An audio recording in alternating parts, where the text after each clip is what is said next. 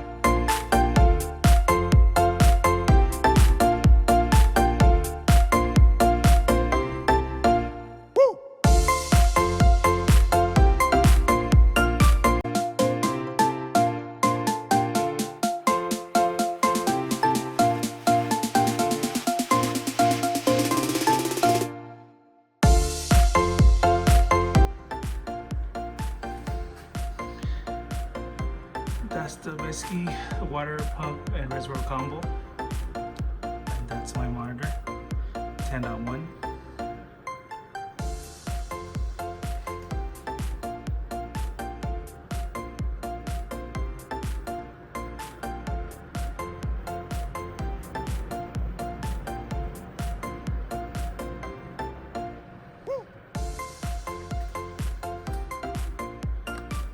Here's a side-by-side comparison.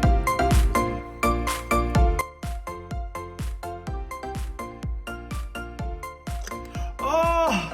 Okay, thank God I didn't do anything.